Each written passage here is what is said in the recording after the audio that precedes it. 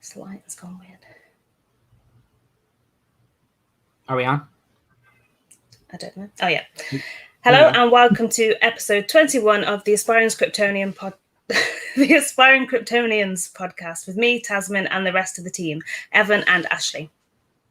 Hello. For those that are listening live, hello and welcome, and feel free to throw us any questions that you might have regarding the topics. And then at the end, if you're still around, we can take some additional questions and stuff like that if we've got time left over.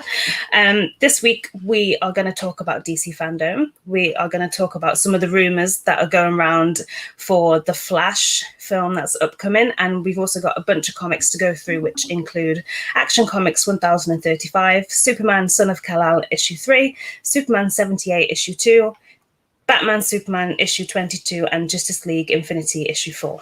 So we'll start with the news, I think. All right. If that's okay with you guys. Yeah. So we'll start off with DC FanDome. So they finally announced the talent lineup, which there's some big names in there and some surprises actually for me. I wasn't expecting to see some of those names. To be more specific on the Superman related ones, we have Jordan Alsace, Alex Garfin, Tyler Hoechlin, I think is how you pronounce his name, and Elizabeth Tulloch. So I'm guessing based on that, there's some sort of Superman and Lois panel. So we may get some reveals for series 2, which could be very exciting. Is there anything that you want to see from that, from the panel if they do one? I want to know if we're going to get to see Lex Luthor, and I want to know if we're going to tie in more to the CW verse at large, like with John Diggle, we're going to get Green Lantern, that sort of stuff. How about you, Ashley? Yeah, I mean, I'd like to see, like, obviously some footage would be nice. Maybe like a little sizzle reel of what they've done so far, if anything. I think that'd be really nice. And yeah, just to reiterate what Evan said, a more like just to know what they've got planned for the future would be quite nice for sure. Yeah. I want to see some sort of hint as to who the villain is going to be in this one, because I guess they can't really stick with Morgan Edge anymore. But yeah, I'll be excited to see what comes from that one. Also, J.J. Abrams is going to be at DC FanDome, so I'm guessing that we might get some more information about the Superman project that he's working on. Hopefully. Yeah, I mean, are we 100% sure that he's definitely doing a Superman project, right? That is 100% set in stone. Yeah, so now forgive me if I say the name wrong, but it's Ta-Nehisi Coates is directing and writing the film, okay. And J.J. Abrams is the producer, so he's involved. But I was quite surprised to see that the director or writer, I can't remember what his official title is to this film, he wasn't on the list, which was a bit weird. So it'd be weird if J.J. Abrams talks about the film, but he doesn't. So maybe he's a surprise guest. We've also got the Supergirl cast as well. So I'm assuming that this is like a final farewell for this series because, as we know, it's finished now. But yeah, I'm just hoping that they haven't announced everyone because, there are some names missing on there that I would have liked to have seen. Henry Cavill.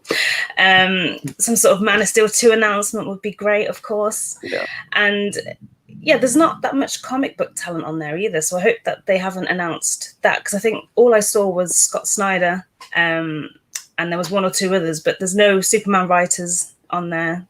So last time we had all the whole section, didn't we, based on comics. So it was sort of dedicated to that. So we got a lot of insight as to what's going to happen. So hopefully that's going to be a bit of a surprise, or they're just throwing it into one sort of panel, I guess. But yeah, that would be a shame if they missed that.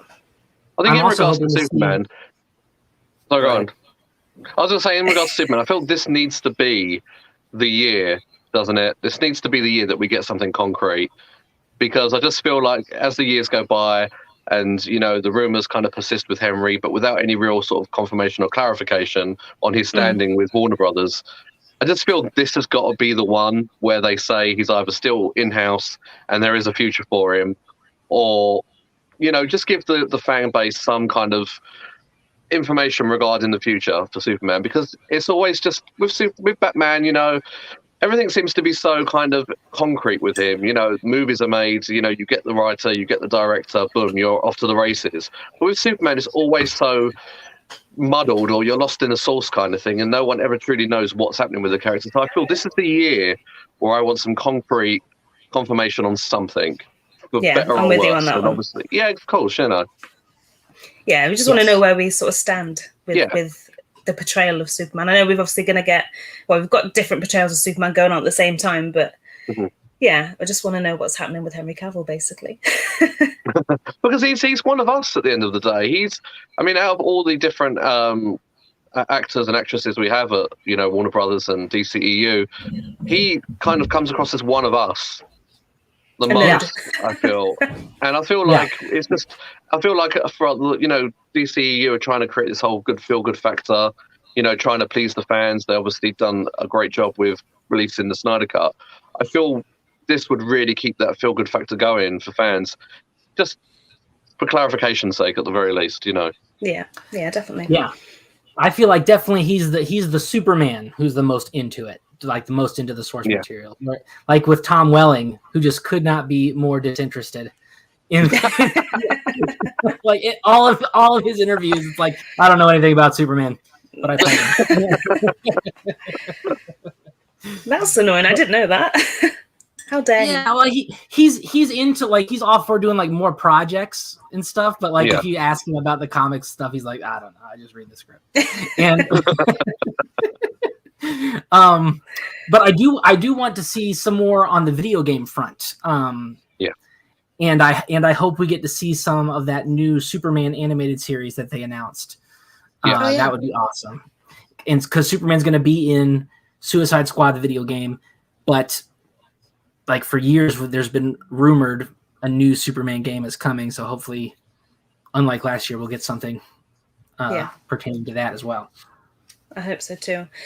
But I think, they haven't actually announced the list of panels or the order of the day, I guess. I think it's 4 hours long for this, this year, because I think last year we had the whole day, it was 4 hours for all the big films, and then we had the whole day to sort of browse whatever videos we wanted to watch, because they were all pre-recorded. So, it's a shame they're not doing that sort of layout, because I think there's just too much to put into 4 hours. So I hope there's more content sort of afterwards.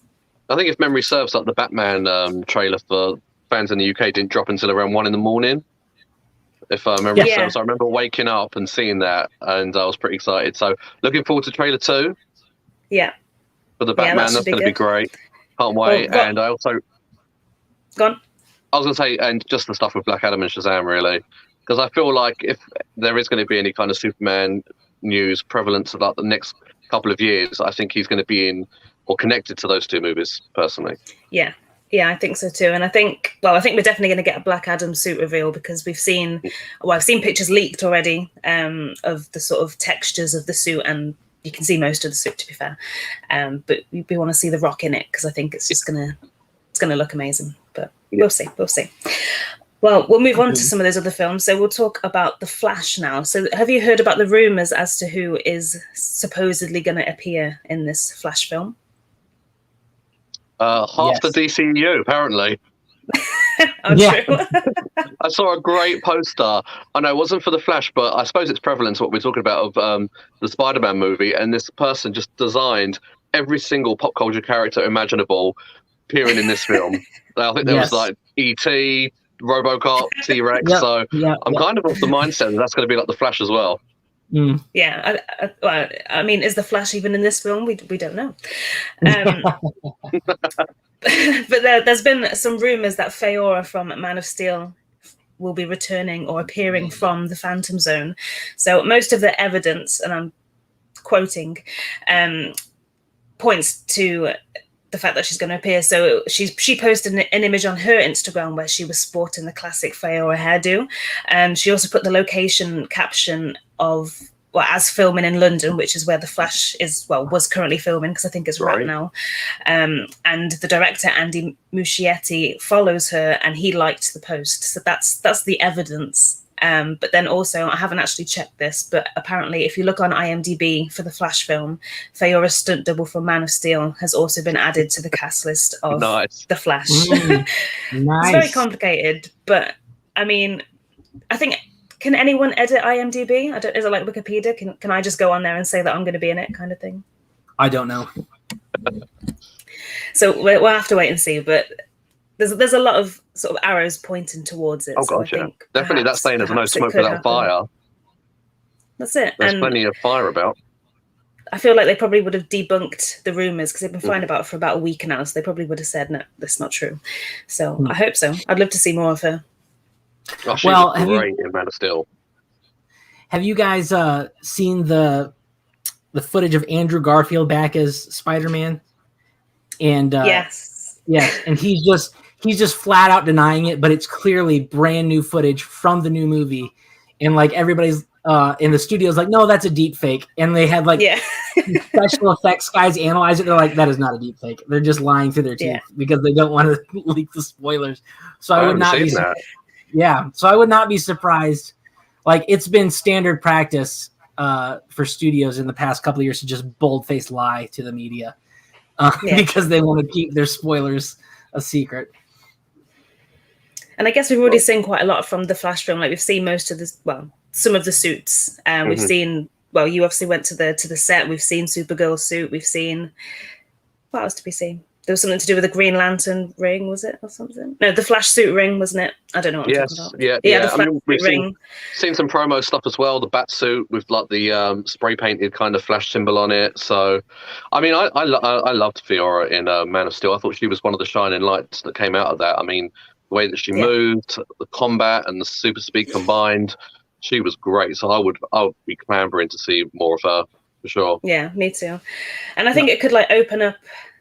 Well, if they do this, it could open up more for Henry Cavill, because if they bring back Fiora, then they can't have a different. Well, I suppose it's the multiverse. I guess you can, but they shouldn't really have a different person playing Superman because it's in the same universe. You know what I mean? Well, let's hope. So hopefully, I'm just reaching at straws here. I'm just hoping all the rumors are true. Fingers crossed. Do you guys have any other DC news that you want to bring up? I think that was the main points for me this week. Not that I can think of off the top of my head. Well, in that case, we'll move on to the comic books. All right. And before we go any further, I'm terrible at this, so I actually wrote it in the notes to make sure that I told you that this is a spoiler warning from now on.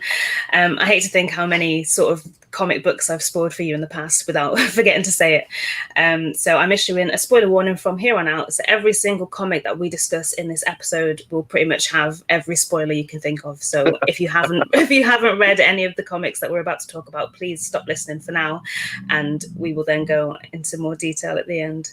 So we have a question, which is, do you guys think Batman Beyond will be part of the DCEU?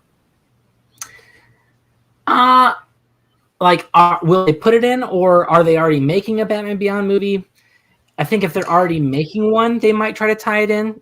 But if there's not one already in production, I don't know, because the DCEU is just so nebulous at the moment. Like, we don't even know what it is, who's in it. True. At least going forward, so who knows? That's a great question. Yeah, I've seen some sort of rumors about Batman Beyond, but I have no idea what it was. I think maybe it was a comic continuation of it, perhaps. There's been several of those already. In fact, okay. I just started reading them, and I read some last night. Yeah, nice. I think personally, we're going to have a better idea once the Flash movies come out, because I could really picture Ben Affleck playing the older Bruce Wayne to a younger actor playing Terry McGinnis. I think that would be good, because then Ben Affleck wouldn't have to go through all the rigors of the sort of the training and keeping in that kind of crazy Batman beast mode shape, but still, stretch his acting chops, because that Bruce Wayne is a very complicated character. I mean, in Batman Beyond, he's very much pushed away the Bat family. He's not very good standings with anyone. He's basically a recluse. Even his relationship with Terry McGinnis is fractious a lot of the time. So there's a lot of pushback all the time. So I think that would be cool. Ben Affleck. I'd also be very interested to see how they do the suit, because the suit in the show is very stylized, and like it really works well in the Bruce Timm art style. But then I've seen comics where they try to make it more realistic, and it's like, I don't know if that looks good. So I'd be interested to see how they do that. And then also, like, Batman Beyond is very cyberpunk, and so it'd be interesting to see how far in the future they're going to go, if they're going to keep that cyberpunk stuff or just have it in the future of the DC we already know. Interesting stuff. Yeah, I'm not sure. Well, like I say, I think we'll probably have more of an idea. Well, maybe at DC FanDome when they reveal a little bit more, but also after the Flash film, because I think that's going to reset pretty much a lot of what we're used to now. So we're gonna need to wait for that for a lot of things, I think. But once again, spoiler warning. So we'll start off with Superman Son of Kal-El issue 3, which is written by Tom Taylor with art by John Timms and colours by Gabe Al-Taib. So we'll start with the covers. So the standard cover is by John Timms and perfectly captures the contents of the issue, which I love it when that happens. I don't know why, but it's like a little payoff for me. So at first glance, John looks like he's a little bit gutted towards the fact that he's actually in prison, but when you sort of look a little bit closer, he has a huge smirk on his face, so he's clearly quite proud of himself. But yeah, it's just, I love that cover. It's a great cover. Yeah, I'm trying to show these without somebody being covered up, but I don't think it's... I didn't realize the smirk. I didn't see that at the beginning. That's a good call. Yeah, I thought he looked a bit like upset about it, and like maybe he was getting a telling off by Clark, but yeah, he's clearly quite happy with the fact that he's been arrested. And the variant cover, which is by Inhyuk Lee, is gorgeous. I love it. I love the colors. You can feel the heat radiating off what I think it's a satellite, is it? Whatever's falling down. So you can feel like that heat radiating off. It's just really detailed, and it's a great cover. And I think he's hit every single cover. He's done all the variant covers for this so far, I think. And every single one is amazing. So I'm quite impressed with the work that he's done there. The impact, like the little impact marks on the Earth as well, like where it's breaking through the Earth's atmosphere, is beautiful. Yeah, I mean, if obviously we know it's not real, but if the Earth part of it actually looks like it could be a photograph, it's that detailed. Oh yeah, without doubt. Yeah. So the issue opens out with both Supermen tackling a fallen building. So Clark is holding it up while John is zooming through to get all the people out, and also, of course, their pets, which I quite like that they emphasized, and their pets quite a lot through in the issue, because that's something that I would do as well. But it's just nice to see them working together, especially because we know Clark is due to leave, and we know John's sort of going to be on his own in this role. So it's just nice to see them doing one sort of last task together. They're then interrupted by an attack, which is a brand new character called Faultline. So like the first metahuman that we saw in issue 1, she isn't really in control of herself or her powers. But I think she has a great design because of the green and the way her suit kind of glows in the light. I originally thought it was a Green Lantern at first glance, but then when you sort of look at the detail, she's got a great design. And I think adding all these new characters in is very interesting because it gives John's Superman his own villains to take on rather than taking on already established villains, which I quite like. Yes, and I really like that Faultline has her own like full logo. Like it's not just a symbol; it's like the full comic book header. I like that a lot. It's very like corporate. It's like somebody's sponsoring. They're kind of like Booster Gold or something. I like that. Yeah, but then maybe that could hint towards the fact that she's quite an important character because the first metahuman we met didn't have any of that. So maybe she's going to stick around, maybe. But yeah, this was just a nice moment for the two Supermen. It sounds weird to say that. So they instantly tried to help her, like they did with the first metahuman we met, rather than sort of apprehend her, which a lot of people would tend to do straight away. But it also adds a huge plot line and hint towards the main villain. So these two metahumans who they both can't remember what they've done, where they are, why they're sort of there, what they're doing. So I think we know now after reading the issue, but from that point, you sort of know that they're clearly linked and it's not just a one-off, a two-off, I guess. John then gets a call from his new friend who he rushes over to help. And the situation is a protest over the refugees that he helped in the previous issue. So the police are starting to get quite violent. So again, Tom Taylor's introduced sort of real world problems here. So not only is it the refugees, we've also got the protesting, the police brutality and all that sort of stuff. But I just think it makes it all the more effective. It just, I don't know, it just makes it, it's not like he's taken on loads of space aliens. It's a real sort of thing. What do you think about Tom Taylor bringing all those things in? So it makes it hard to review. Because he really is like going quite near the knuckle on a lot of points, you know, sort of like peaceful protests, the rights to, you know, protest, and, you know, the police standing, and it's difficult, you know. He's definitely treading a line. I feel he's doing it really well, because you're obviously getting both sides of the coin, because obviously, you know, Jonathan is protecting people, he's protecting the innocents, but then you are also getting snippets from the police or the authority in charge, and they are coming back with little bits that do indicate, hey, we're just doing our job. We are doing the Constitution, or we're doing the rules of the land. So, you know, it is a lot of food for thought. This is like very smart writing, I feel. Yeah.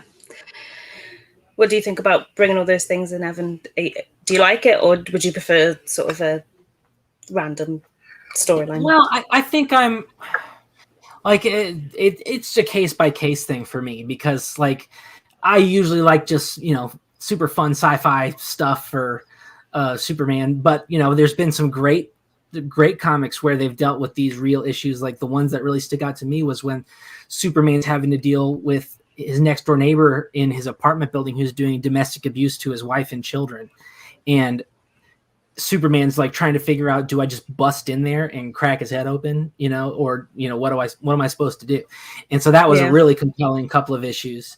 And these things are great too. And like I said, I really, or like Ashley said, I really like how he is threading that needle and walking that thin line, because I feel like there are, you know, there's absolutely great points that anybody can see, you know, pretty close to any line you draw, you know, on the right or the left side, or the top or the bottom side, whatever you want to call it, close to the line. I think you've got really good points. It's when you get further away from the line where I think it's in certain issues, it can be like really polarizing. And it, like you said, it could be hard to review, because if you know, swing too far one way, it's like, okay, well, people who are reading our reviews are like, "Oh, you guys think this way, and I'm not gonna support this." You know, it's like, okay, well, we're just talking about the comic.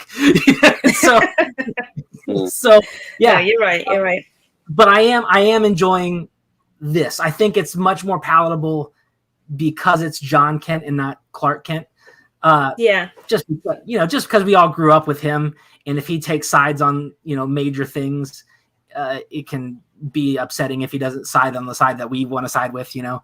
But it's not. I think we can much more easily explore these things with John Kent, and I appreciate what he's doing. Since this is the direction Tom Taylor has chosen to go, I feel like he's doing a good job with it, and I feel like using John Kent is a good vehicle for it.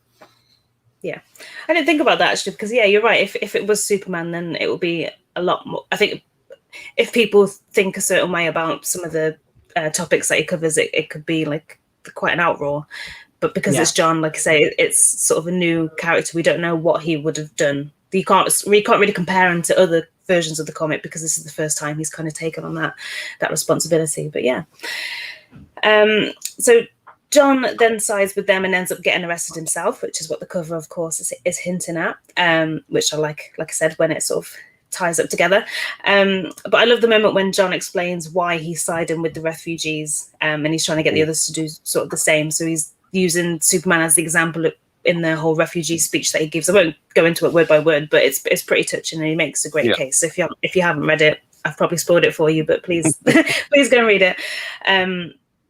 But I also love the moment where Clark came to collect John, and John says that he's done hard time, and then Clark's just like, "You've been there for 45 minutes." That made me laugh. So he's kind of like a typical teenager, kind of exaggerating the situation, but just to make it seem cooler.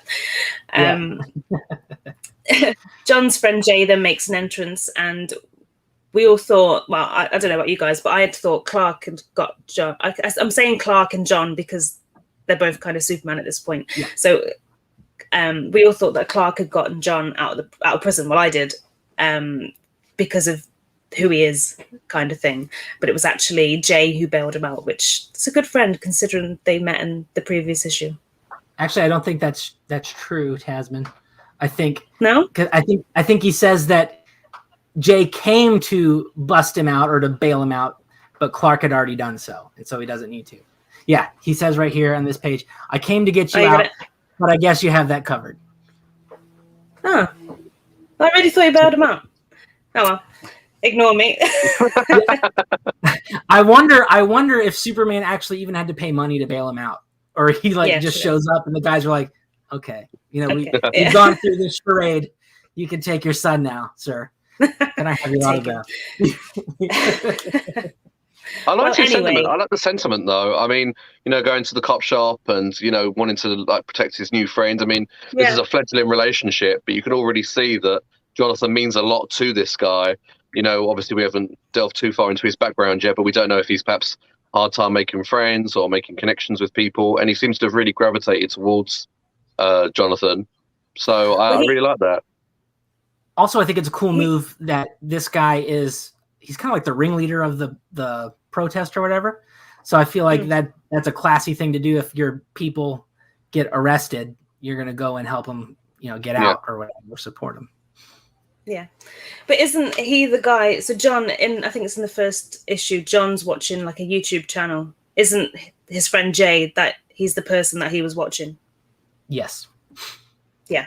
So he's kind of, he's not just a random kid from school. Like that's why I thought he bailed him out, because he's obviously got quite the repertoire himself, but never mind. Yeah. Well, anyway, Jay gets invited to the Kents in Smallville for dinner, which I thought was really cool. And when they get there, he fanboys over Lois Lane, which I thought was a nice touch, because usually it's Superman that gets the most praise. But in this case, it was Lois. And I like that Tom Taylor's kind of paying her respect like that. I think he's done that quite a few times in this series already, sort of saying he's not just Superman's son, he's also Lois's son, which I quite like, because, you can never get enough Lois Lane. But I think if we hadn't have gotten the whole Truth story arc by Brian Bendis, we wouldn't have gotten to experience moments like this, because usually if John or Clark, when he's Superboy, brings someone home, he kind of has to lie to them all the time and pretend that he's somebody else, where this is like they're showing who they really are, like the whole family, and not just him, which I quite like. Yeah. I did enjoy in the run before Bendis, they're living on the farm and John kind of has that little girlfriend. And he's able to share the secret with her because she turns out to also be an alien. So that was cute. I like that. That was lucky. Lucky she was an alien. Yeah. But then sadly he's come an awkward time, and it's now that Clark has to start his mission for Warworld. So Clark and John have a really sweet heart-to-heart on the roof of the house, which I really liked. The artwork was great in that moment as well. And I think in the past few issues, Philip Kennedy Johnson kind of laid the fabric in terms of John being worried about Superman not returning because of the mission, and when he was in the Legion, he doesn't come back from the mission. But in the past few issues of this, I feel like that was kind of blown over. So I thought that he had kind of gotten over that, but it's nice to see that it's kind of back, if that makes sense, because it really marries up the two stories between the two writers for me. Yeah, I mean, Clark obviously leaving was sort of like the big elephant in the room. For a while now, we've known that his time on Earth was coming to an end. Yeah. And instead of it being like this sort of like mass in the room whereby we kind of acknowledge it, but we don't, we know it's coming, but we're not sure when. I like the fact that it was very serious when he walked back into the room and it was like, it's time. Yeah. So I like the fact, I'm thinking of like collecting this in a graphic novel form. And this is obviously like the 3 issues. Then the next 3 issues are going to be, post Clark on Earth. So I really liked that. I really appreciate the fact that, he's gone now. Yeah. Yeah. Bye, Superman. I thought it was nice that they acknowledged how awkward it is for Jay, that they're having all of these big, family moments, and he's just stuck there, in the house. That's happened to me. Like, I've been at a friend's house, and all of a sudden there's a huge argument between him and his parents or something, or the drama starts going on. I'm just sitting there like, all right, well, I'll just be on my Game Boy. Pretending I don't hear any of this. So I know what you mean. I think we've all been in that situation as well, in terms of being awkward at a friend's house. Yeah. Where am I? Yeah, but I like the moment where Mark Kent gave John a little bit of a pep talk. So she said he always comes back every time. I stopped doubting him a long time ago. So I thought that was quite sweet. Although she doesn't actually know. Does she know what John knows? Because when she's stopped doubt, go on. Yeah, I don't know. I don't think they've addressed that. No, but it seems like quite a big thing to sort of. I suppose they don't want to worry her, but it seems like quite a big thing to hide from his mother. Yeah. But maybe she knows. We'll see. But he's hid stuff from his mom before. There's a great issue at the end of the pre-52 arc, right before Jonathan Kent or Pa Kent dies, and it's he wants to go up into space with Superman just to do it because he's never done it before, and they sneak him out and they don't tell Martha because she wouldn't let him go. So they sneak him out and he gets on one of the Kryptonian ships and he flies them up there. It's great. It's a great issue. Great little one shot. Well, that sounds like fun though. This is quite serious, isn't it? The fact that he could potentially not come back. But yeah, I know what you mean. But it's then that we see who is behind all of these confused metahumans. So President Bendix, which is that a pun on Bendis? I thought it was like. Could be. The name's very similar. It seems like too much of a coincidence to not be. But he is also the one who is responsible for the whole refugee situation. And he sort of made out that it wasn't actually as bad as the refugees were making out. So he then gets word that Clark is actually gone, and he takes this moment to infiltrate an attack on the Kent farm, which is just, because this is the kind of problem that telling the truth or the secret identity brings. People know where you live, people know where you are, what's going on, and it's like I said, it's just bringing danger to the doorstep kind of thing. And the final page was just, it's beautiful, but it's shocking. The artwork's amazing, but yeah, the Kent farm is pretty much completely destroyed. And yeah, this issue was left on such a huge cliffhanger. Like, are they okay? Will there be any casualties? What's happened? I don't think the Kent farm is destroyed. No, because they talked about when Superman revealed his secret identity that the Kent farm is now like super upgraded with all sorts of high tech shielding technology to save it from supervillain attack. And so I think what we see there, because you see there's like a little dome over the Kent farm, and it could be the explosion, but I think it's probably the force field or something. Because if you look, it doesn't look like any of the buildings are being destroyed. The mailbox is outside the dome, so it got destroyed. But I think we'll open it up next week or next month and see that everything is fine. Yeah. But then I'm pretty sure the cover for the next issue of this, or it might be an issue of Action Comics, I'm pretty sure it's this though, is the Kent farm completely destroyed and a Superman is flying up, which I'm assuming it's John. But I'm sure I've seen that, and I'm not sure which issue it's for, but I'm sure it's this series at some point. That's why I thought it was going to be destroyed anyway. But yeah, hopefully they've got that shield in time. Or it's like a misdirect and they hit the farm next door. Well, yeah. Oh. But on the cover I'm talking about, it actually says Kent Farm on the it's got the mailbox. But we'll see. But yeah, it was another great issue, and I'm loving this series. I have to say, I'm very intrigued to see what's going to happen, to see all these new characters, see what's going to develop with them, and yeah. This book looks dynamic as well, doesn't it? I mean, it just looks great. I think the artwork in it every week, every month is just so on point. It's fantastic, I think. That's it. I think John Timms and Gabe Altebel really given John his own sense of identity. Like, you can instantly tell that this isn't an Action Comics book. It's a Superman Son of Kal-El book. It's his own book. But it's quite vibrant and optimistic. But it's quite, I don't know, I just like it. I love the colours. The character designs are quite unique as well. Like Fault Line looks great. But also the existing characters like Mark Kent, Lois, they're all instantly recognisable, but they've all got quite like a slightly different look, but you can tell who they are straight away. Yeah. Anything else to say on that one? I don't think so.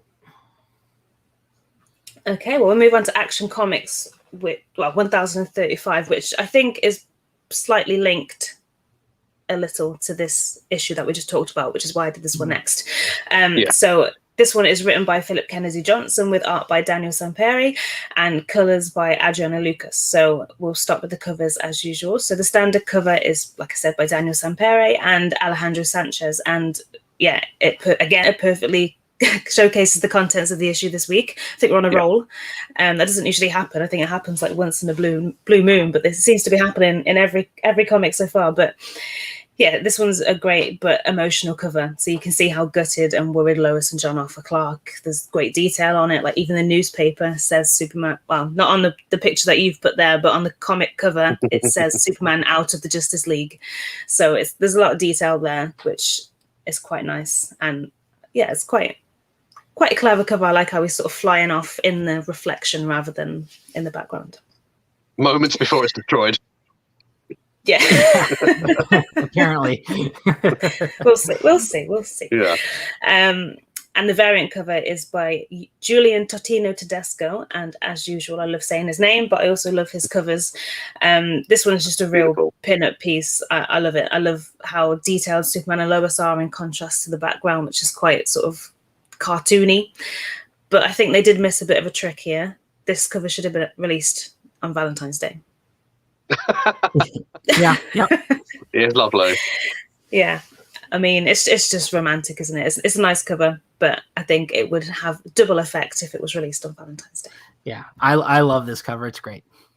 Yeah, I well, same as the Inhaya Klee, who's doing all the covers for Superman, Son of Kal-El. The variant covers for this have been on point for every single one that he's done, and yeah, he's probably one of my favorite variant cover artists. Like I always love to see what he's going to do next. So I'm excited to see what other covers he's got up his sleeve. But this issue picks up right where we left off as John throws fists with Fowler.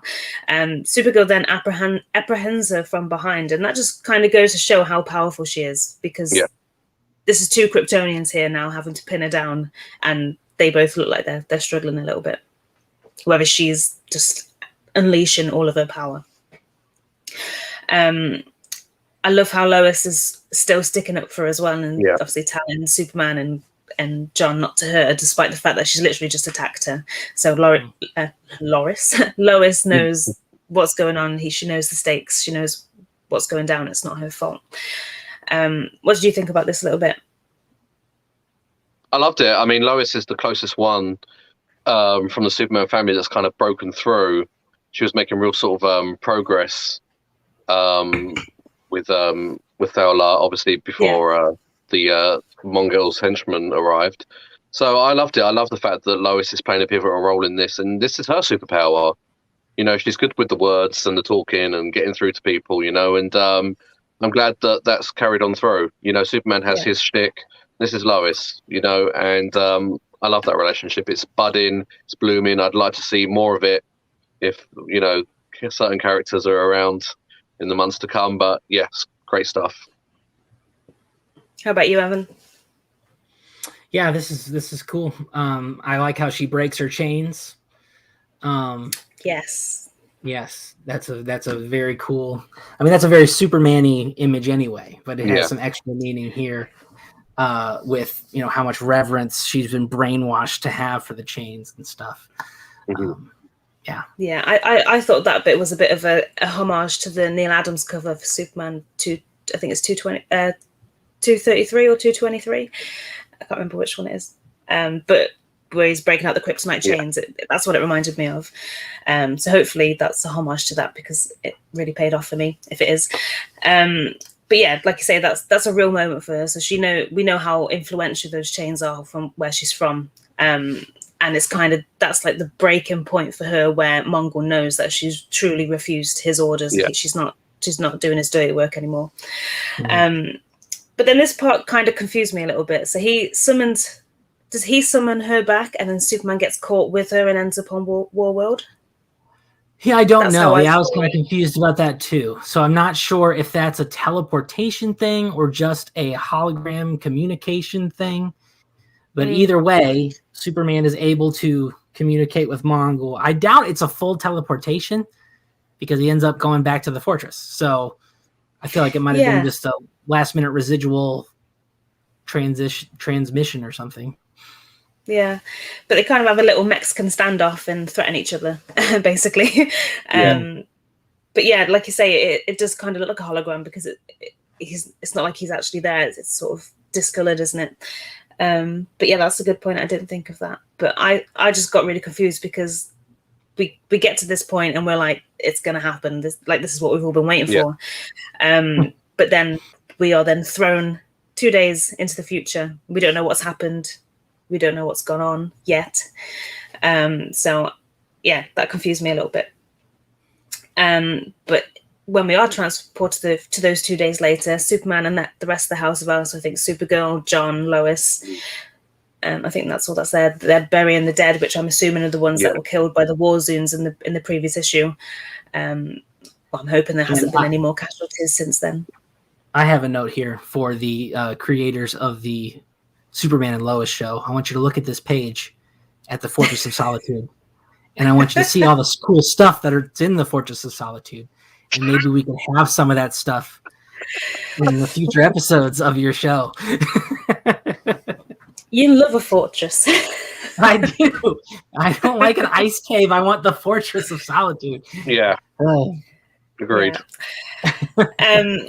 Speaking of the decoration in the Fortress of Solitude, we then see Thal in some sort of regeneration chamber, which I thought was a nice design with the logo and stuff on it. So that kind of suggests that she's been quite seriously hurt.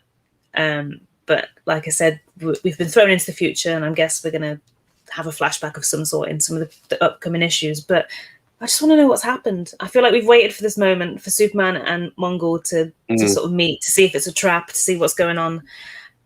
But I feel like I've been cheated a little bit. But I know, but I want to know. And plus the fact they've built Mongol up so much as well, haven't they? I mean, this isn't like the Mongol of yesteryear. I know we're talking about a different kind of generation of Mongol now, but this Mongol feels like a different kettle of fish from the other Mongols. You know, Mongol appeared, I think he got like pummeled by Superman in the first issue of Naomi.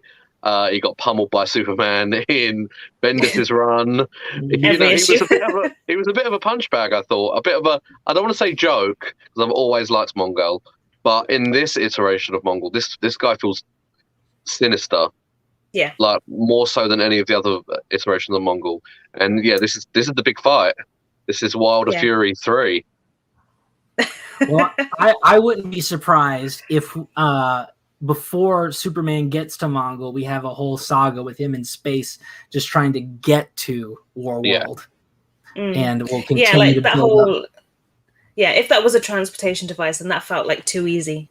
Like you can't just shoot yourself there kind of thing. I want to see what goes into the travel. Yeah. But where was I? Yeah, but so it's here that Superman really promises and swears to save her people, because he's obviously seen some more things that we don't know yet, which are quite serious, and obviously something has happened to her as well. He gets a bit of a farewell visit from the Justice League after he's pretty much been kicked out of it for what he did in the previous issue, where he took, well, I think Aquaman threatened him because he took something, I can't remember what it is, some sort of artifact from him or from them, the Atlanteans. But they're basically telling him to kind of wait a little bit and then they can come and help. But obviously, you know, he knows the stakes are so high and he's just like, no, I can't wait. This can't wait. But it seems a bit like, I mean, there's a lot of members of the Justice League. They could give him a few members to help him out, surely. This is like reading, for me, this was like reading comic books in the 90s when the Justice League shows up and you're just like, who are these people? You know, like, because in the Justice League in the early 90s, it's like, who is this? Where did they come from? I've never seen this person before in my life. And so this is just such an eclectic group of the Justice League. I recognize Naomi, but who's the purple lady? Is that Amethyst or is that Hippolyta? That's Wonder Woman, isn't it? It is. Well, she's got the, I'm sure she's got the, I've got a note for that somewhere. I don't know where it is. Oh yeah, it's the next one actually.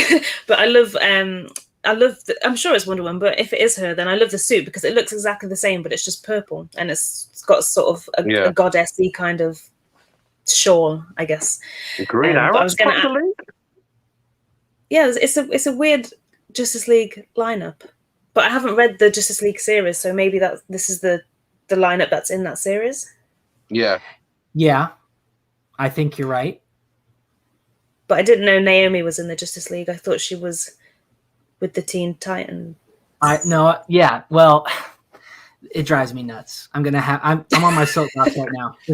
I'm on the soapbox because do it. Brian Bendis just, when he creates new characters, he just transports them to whatever book he's on.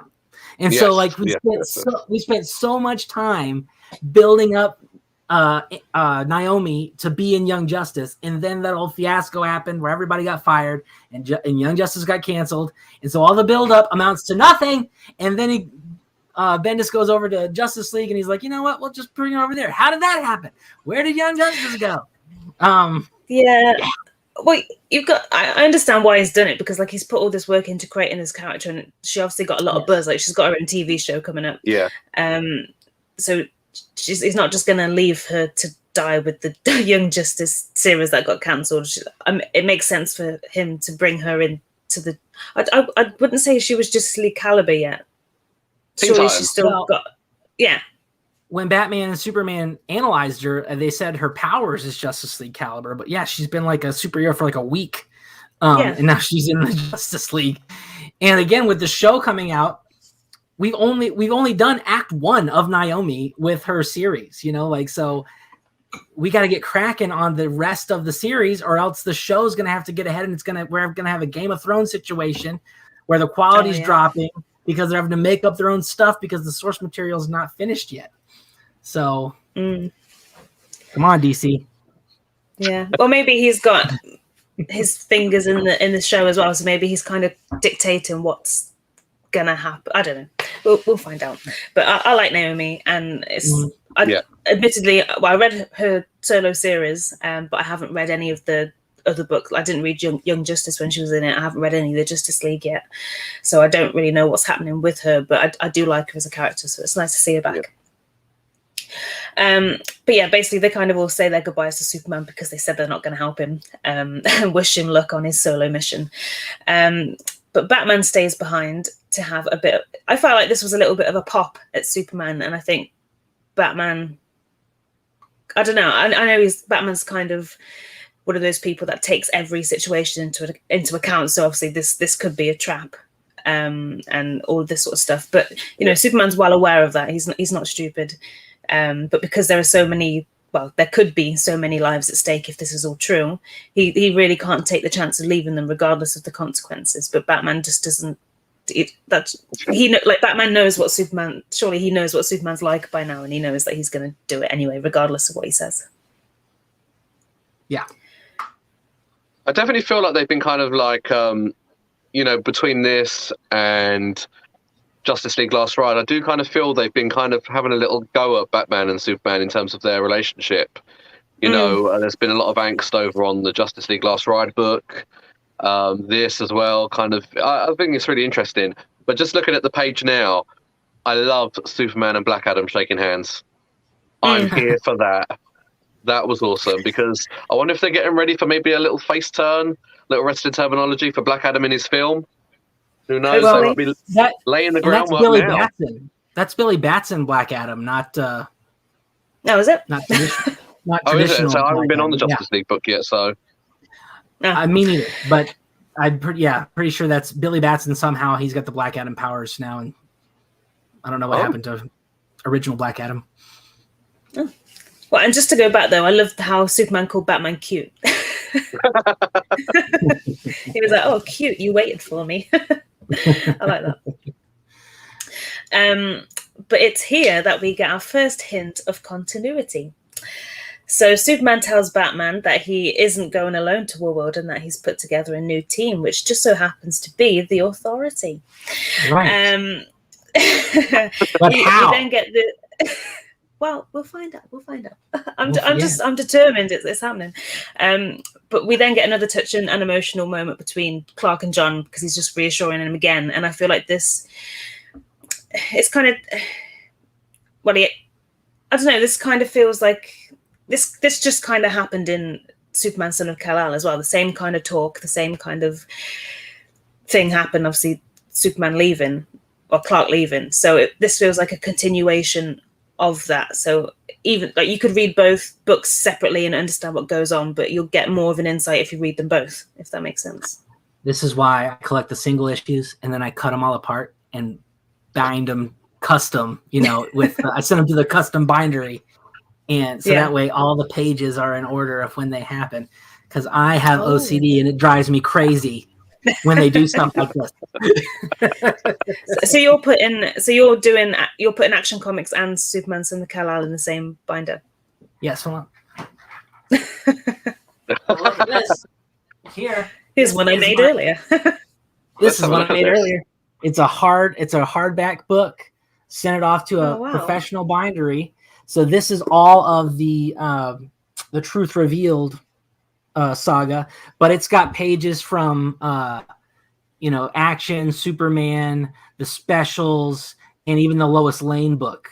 And it's all just stitched together because giving Tasmin ideas now. I know.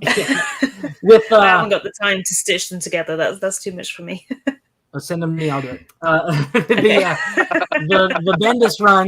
The Bendis run like did that all the time, where like things are happening simultaneously in multiple books, and it's driving me nuts. Which is why I had to do this for my own sanity. Yeah. And that's definitely happening with these series as well. Like they're definitely sort of linking together, especially Superman Son of Kal-El and Action Comics.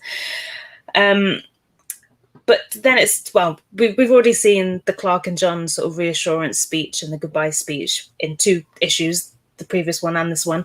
But now it's time for him to have a bit of a heart-to-heart with Lois. And, they show a little bit more than that, don't they? So they obviously make love in the sky. And all you can see, I think it's tastefully done, though, because all you can see is like bits of clothing falling away. Like it's nothing raunchy or anything like that. But I like that. I keep calling him PKJ. I don't know if he likes that, but PKJ it reminds me of peanut butter jelly, like PBJ. PKJ has put that in there, and like the artwork's really cool as well. But it just shows another level of their relationship that I think we don't really see that often. We just kind of see them reassuring each other, giving each other a bit of a hug. But yeah, like we know it happens. They've obviously got a child,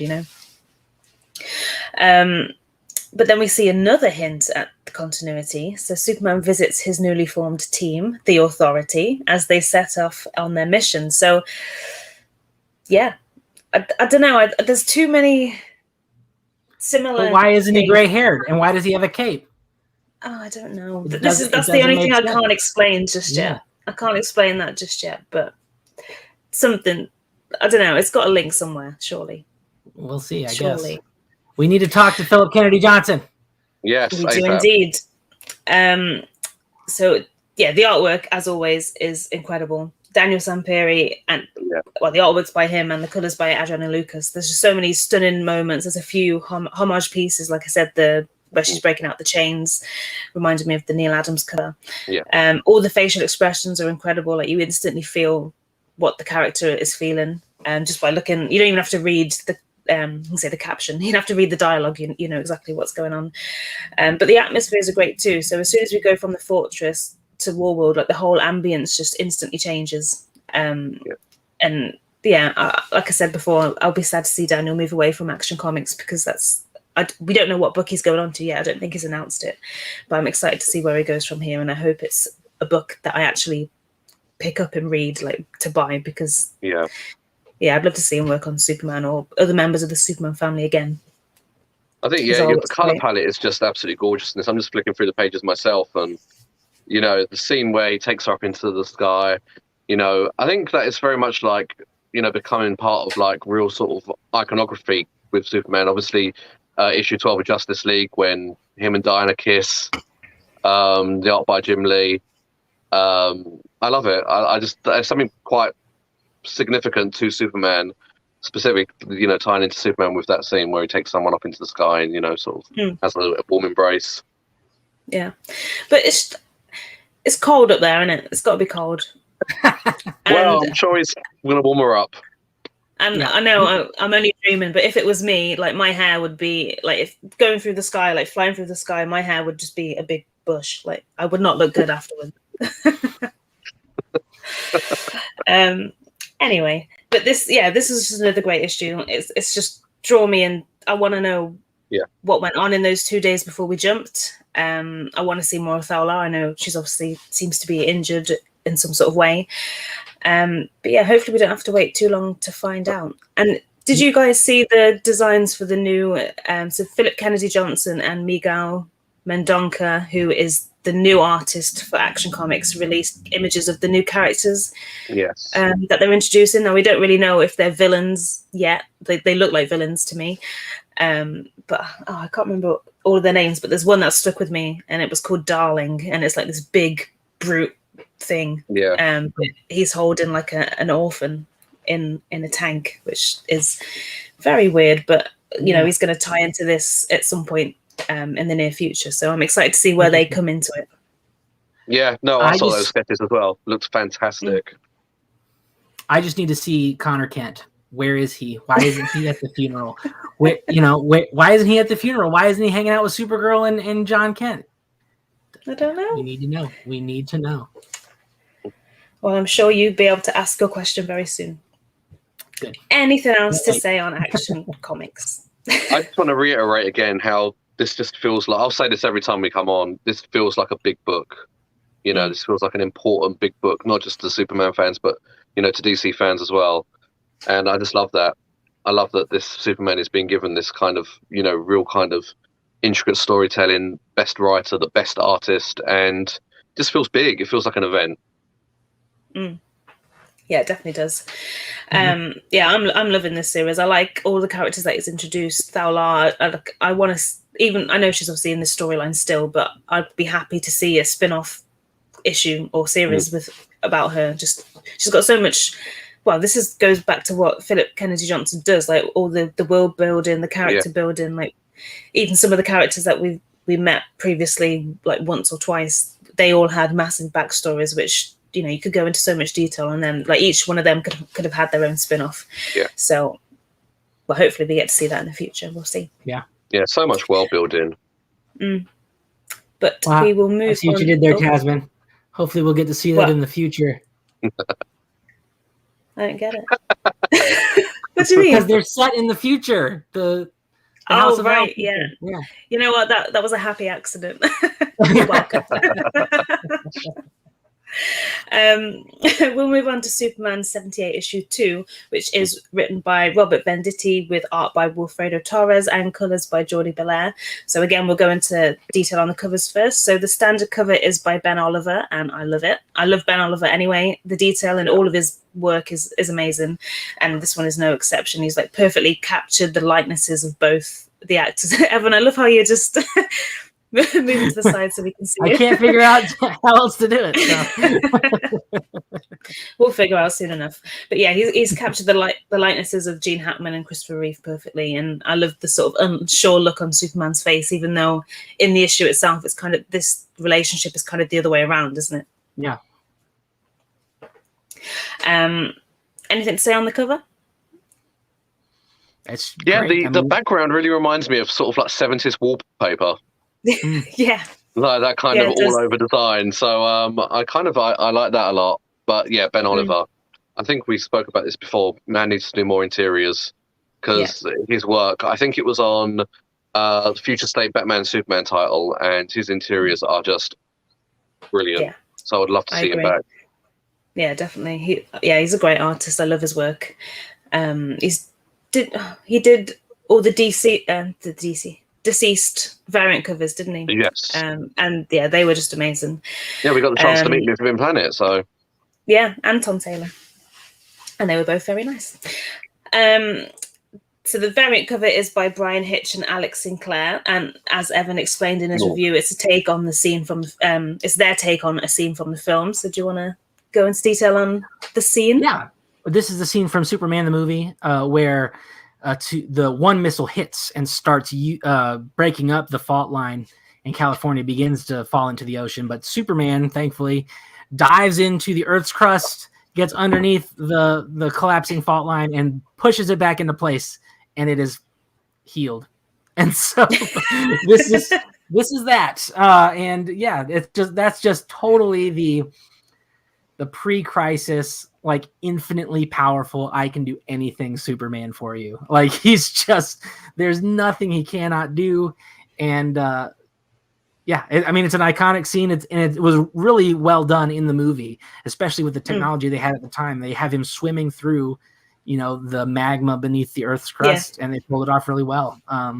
And then the reverse photography of him pushing the thing back up. Oh yeah, it's great stuff. Yeah, awesome. Spectacular. Yeah, this cover is great as well. Like, do you know when you this is hard to explain, but do you know when you're driving and it's really hot outside and you look at the road in front of you and you can see the heat sort of radiating off it? Yeah, I can feel that from this cover. Like you can feel how hot. Well, obviously, not feel how hot it is because I wouldn't be here. But yeah, you can instantly where he is, what's going on, and yeah, the detail by both of them is epic. I've always been in awe of Brian Hitch's artwork ever since sort of like the Ultimates. Like he does grand scale so well.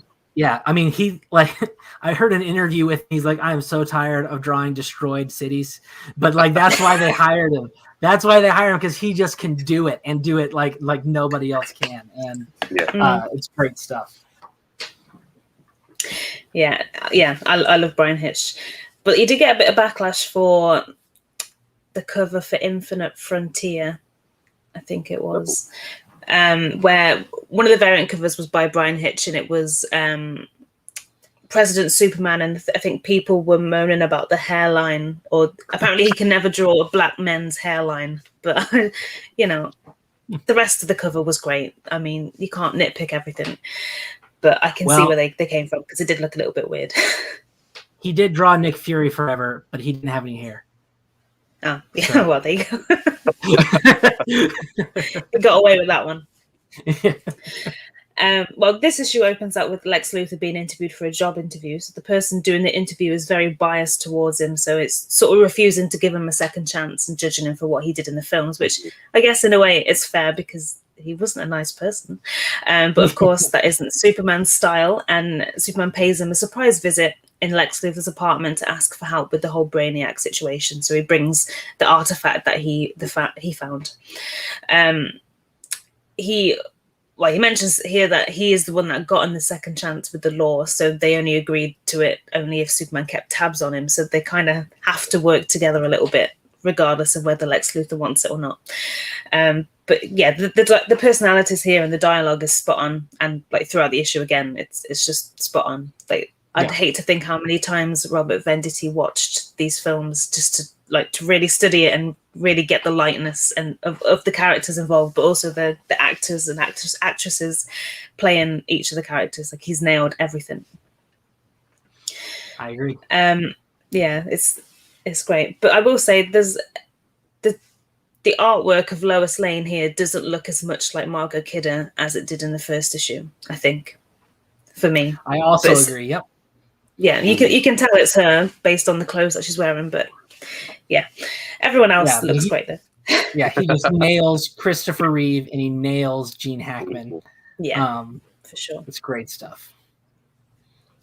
So Lex pretty much only agrees to help because the new villain is called Brainiac, and he thinks of himself as the most intelligent person in the world. So he wanted to take the challenge to take this Brainiac down to prove that he is cleverer than he is, which I thought was quite funny.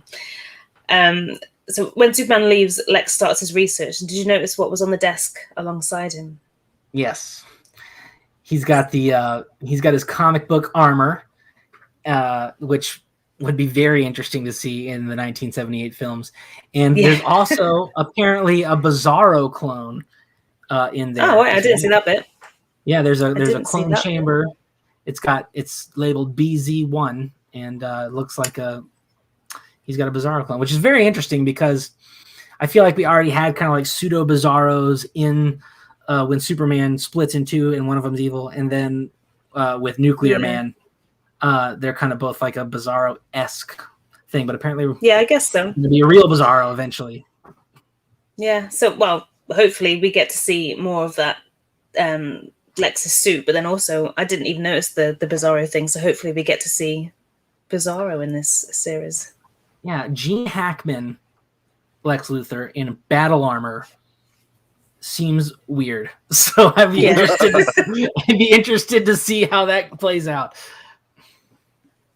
Yeah, I know what you mean. Like Gene Hackman's Lex Luthor is very sort of comedic. He's not as, for me, I don't think he's as not scary. That's it. Yeah, he's not as intimidating as some of the other Lex Luthors. So yeah, seeing him in a battle suit would be quite funny.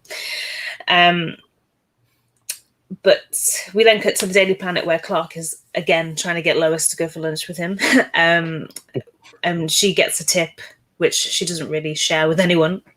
But he obviously overhears it, that a scientist has discovered a different language coming from deep space, which Clark overhears, of course, and then goes to investigate. So yeah, Lex Luthor then manages to somehow activate the Brainiac device that Superman gave him, and then Brainiac makes his entrance, introduces himself to the Earth, and he warns the people of Earth that there is a Kryptonian who looks like them and hides amongst them that needs to be dealt with. Now, this reminded me instantly of Man of Steel. Like, when General Zod first, I think it's the whole "you are not alone" thing, and he tells the people of Earth that there's someone hiding among them, and he basically calls them out. So it was quite nice to see this version of that scenario. It's like seeing these particular character portrayals deal with that situation, and the reaction was quite different as well. Well, I really like the this iteration of Brainiac because it's very different from our normal things, because he's kind of like, but he sees himself as a benevolent figure. He's trying to be like a conservationist, and he sees Superman as a invasive species to the natural ecosystem of Earth, which is a valid point, And so he's got, if Superman was like General Zod, that would be exactly the problem, and Brainiac's intervention would be welcomed.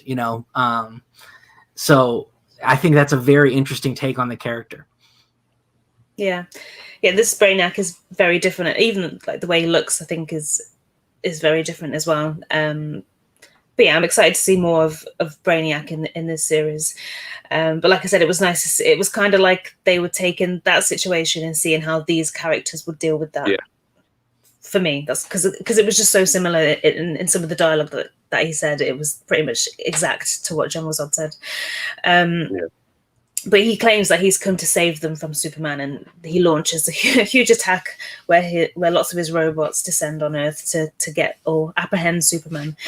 They attack him or attempt to, and during the attack, Superman uses that classic move from the film where he throws the cellophane S symbol, which was great, and I love that they brought that back.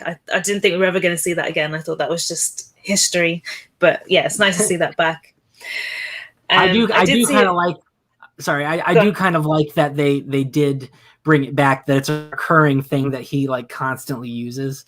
Yeah, because that makes it feel like it makes more sense. Because like in the movies, they're always just giving him extra powers out of nowhere that nobody's ever, like the part where he rebuilds the Great Wall of China with his eyes. Like he has rebuilding I forgot about brick that. materialization vision. And it's like, what is this? And he flies around the Earth backwards and brings back time as well. Does that happen? But yeah, I did see a meme about this, and I'm about to swear, so I apologize. But the meme basically said it was the picture where he's throwing it, and someone put the S stands for surprise, motherfucker, and it just really made me laugh. Because there's that, there's a meme of the guy who says it loads of different times, but yeah, it just made me laugh. But who was expecting it? I wasn't. I wasn't expecting it either. But I'm just happy that it was there, and I like the way they did. I don't know who. I guess it would have been Wilfredo Torres that did this, but the sound effects were like crinkle, crinkle. That made me laugh as well. Great. I did like during the sequence how the citizens of Metropolis were sticking up for Superman as well.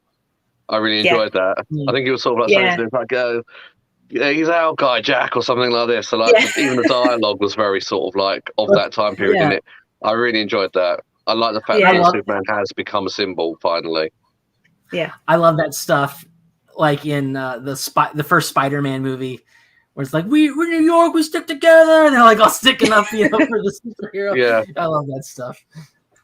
Yeah, he's one of us. Well, yeah, I like that, and yeah, that's what they say in this issue actually. But so hold on. Yeah, so originally Brainiac is threatening Superman, so Superman doesn't really care for the threats, and he's been attacked and he's overcoming each and every one of them. But then it's here that Brainiac starts to threaten the rest of the people of Earth and says that he's actually going to cull the planet entirely if Superman refuses to comply, because it will be a threat to other planets and civilizations, like basically for the greater good kind of thing. And yeah, of course, as soon as he does that, Superman has to surrender. And yeah, like you said, I love everyone sort of sticking up for Superman, and I love the dialogue here when Superman surrenders as well. It's kind of heartbreaking, and the artwork alongside it, like his facial expressions in the two panels. I think it's the two panels in this part. Like the expressions just feel really genuine, and you can feel the hurt on his face, and it makes it worse because it's Christopher Reeve's face, and you're just like, oh.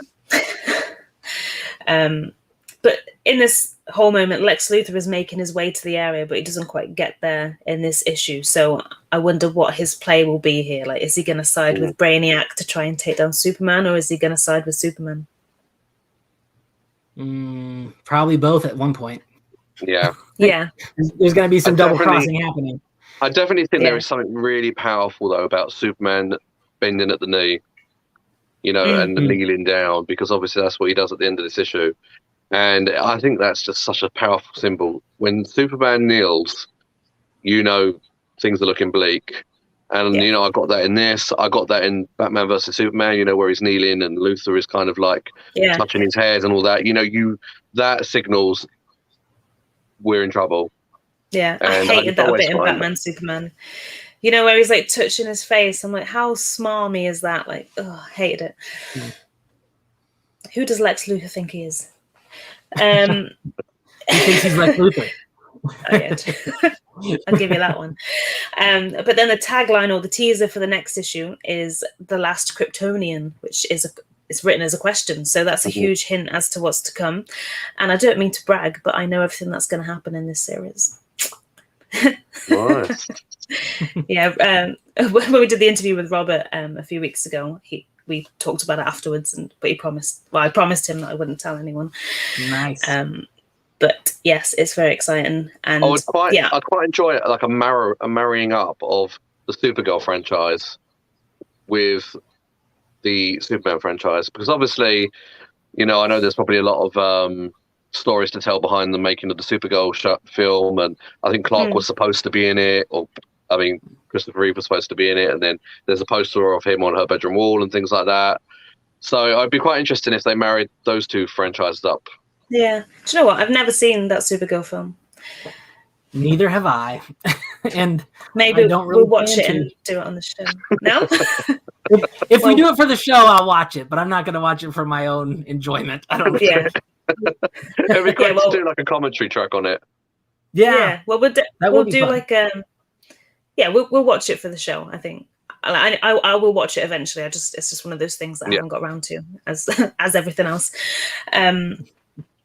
But yeah, I love the series so far. It's great to see these versions of the characters back. Like Christopher Reeve, Margot Kidder, Gene Hackman, all these like classic character portrayals. It's nice to see them back. But I felt like this one was less nostalgic, and instead of like the first one set up the nostalgia, I thought, like with all the likenesses were exact, all that sort of stuff. But this one really progressed the story, I think. Yeah. Rather than focusing on all that nostalgia. But yeah, I love it's kind of got like a pastel-y color tone to it. It's not it's hard to explain, but I really like that, and I think it adds to the whole era that they're trying to get with. I just find it joyful. I just think it's so joyful to read. I mean, I know Man has still got criticised for being very dark and gloomy and very sort of like devoid of hope. But this really captures all the hope and positivity and sort of bright outlook on life that the original movies did. So I'm just getting all those vibes. Yeah. I think it's a little heavy on the pinks in the color department, but other than that, I think it's pretty good. Like there's a lot of pink happening. There is a lot of pink in all the backgrounds. But yeah, it's great. I'm really enjoying reading it. Yeah. And like I said, I hope that they do this kind of thing with other series as well, not just this film. I think it would really pay off to do. You could probably do every rendition of a Superman program or film. I'd be happy with that, and I'd buy into it. Yeah. I'm easy. But does anybody else have anything to say on that issue? No, but I do want to say that if you are watching live, feel free to comment and join the conversation. We'd love to have on you. So speaking of which, we do have some comments. Shame on you from Get Swifty. And I believe he is for not having seen Supergirl, I believe. Oh, yeah. I have. It was one of those films that I think I saw, as a kid by accident. It was on telly, Tasmin on ITV on a rainy Sunday afternoon over here. Yeah. It was probably one of those kind of movies, and it was on, and my eyeballs were seeing it, but probably not taking everything in at the time. But no, I ashamedly haven't seen it as an adult. Yeah. So yeah, shame on us. And then Jesse Beasley says the Supergirl movie is definitely a product of its time. Don't go in with high expectations. Yeah, I've heard that a few times, and I think that's it's not put me off, but there's other things that I would prefer to watch before that, and I think because with all the Superman things that I have watched, because it was Supergirl and I focused on Superman, I kind of pushed it out a little bit. Like, I'm not going to waste my time with Supergirl, but now I'm drawing her in. I'm happy to take in the Supergirl content, but I'm pretty sure.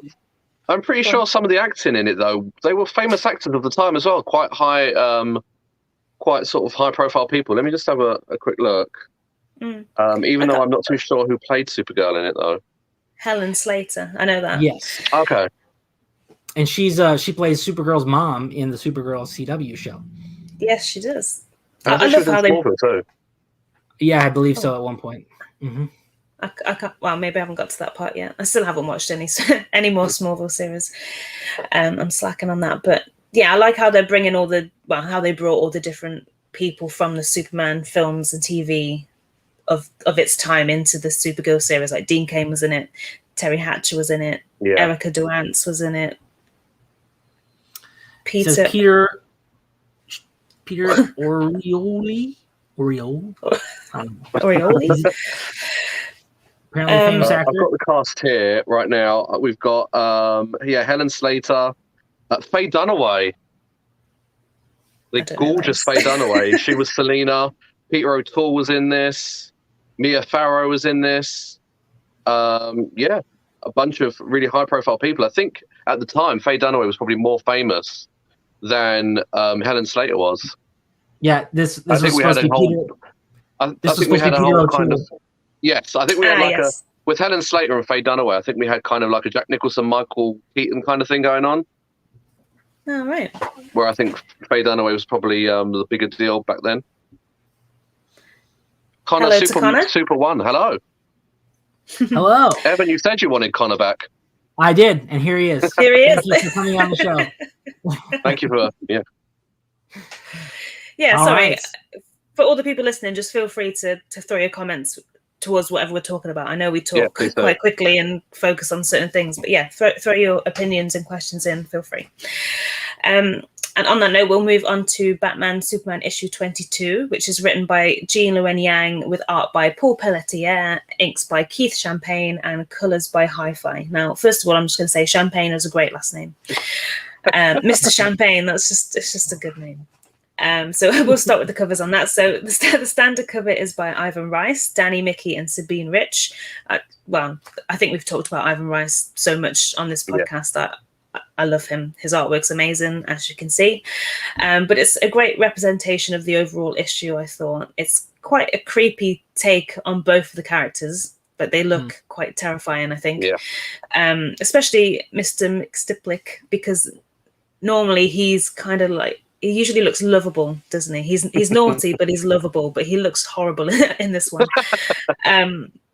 But I love the way every page of the calendar he's holding clearly has different scenarios for them with Superman and Batman, and actually Batmite at the bottom, I think that is, who's making a little appearance on the cover there. But yeah, what do you guys think of this cover? Oh, love it. Like you said, creepy as hell. The facial expressions, like Calendar Man, I don't know too much about, obviously being he's a Batman rogue, but just looks phenomenal there. Absolutely phenomenal. Yeah, this is definitely not the creepiest Mr. Mxyzptlk I've seen. So he doesn't look. No, he does not look very creepy to me. But yeah, if you read the Superman Reborn stuff right before Bendis's run, he was creepy in that, and he got creepier in like the late '90s where he's like, you know what, I just look lovable because that's how I'm choosing to look. But if you saw the real me, you would like die, like because it would be too horrifying for you to comprehend, stuff like that. He's a bit like It, though, isn't he? The clown from It, isn't he? And being sort of like where he can manipulate the way he looks to sort of, maybe entice you in or draw you in, and then yeah. Thankfully, he's not as gruesome as that, and thankfully, he's in it for fun more than anything else. I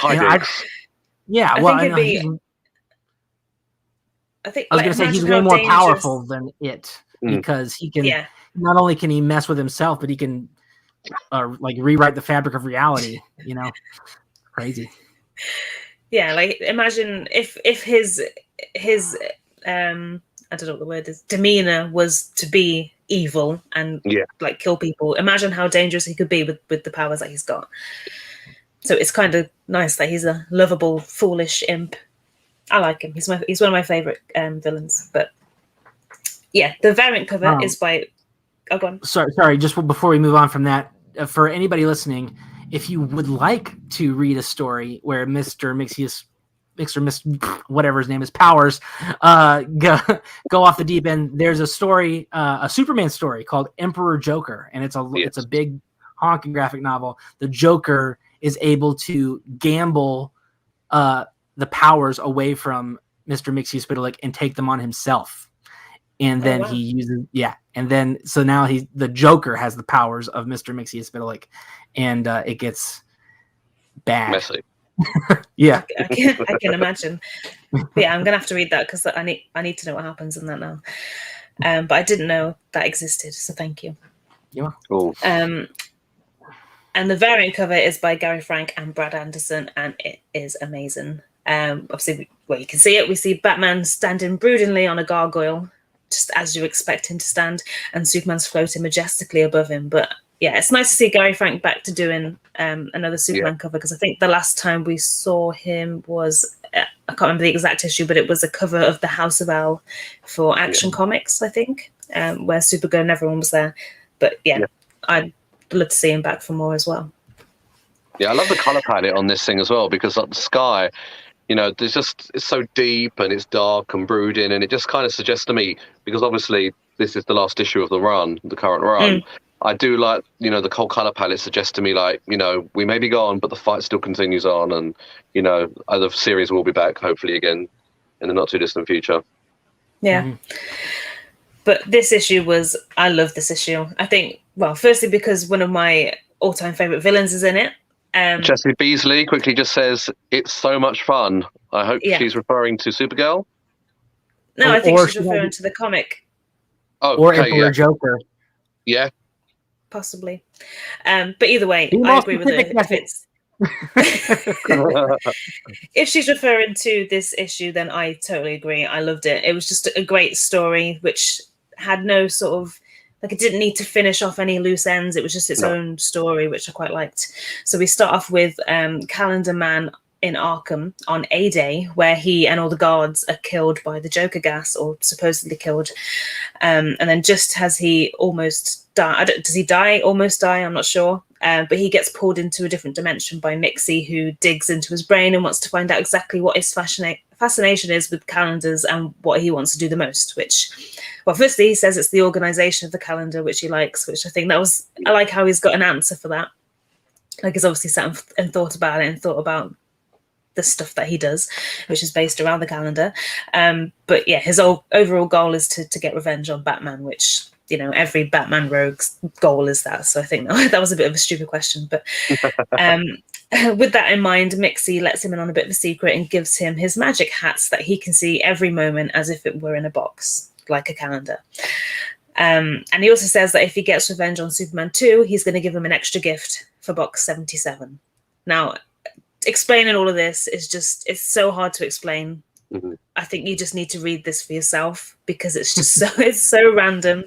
It's just crazy. But we'll try our best. But first of all, I love the design of the characters, and I think the bowler hat really suits Calendar Man.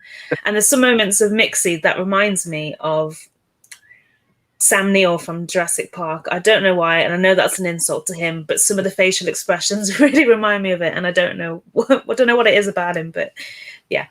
No, I agree, and I actually think this is a very like classic looking Mr. Mixie spin look. Like it's like the people who make the Coca-Cola Santa Claus drawings got a hold of him, and they've decided to draw him. I like it a lot. Yeah, he's so jolly and happy and not creepy.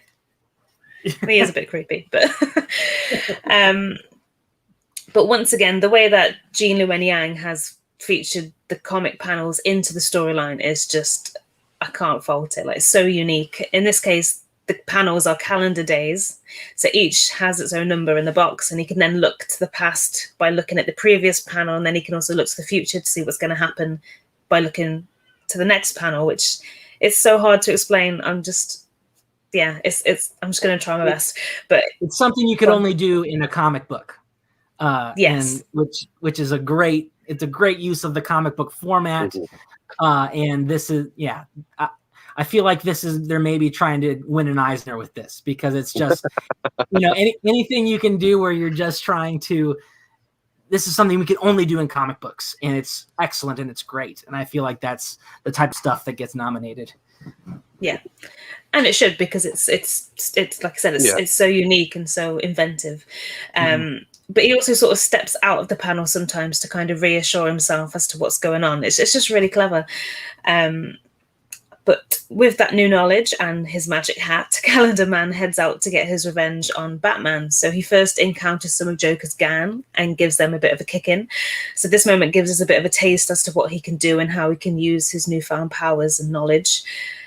But like I said, it's hard to explain, but yeah, I recommend you read this for yourself to see what I mean. So you're going to go back and read it if you haven't read it already, and I'm about to spoil it for you.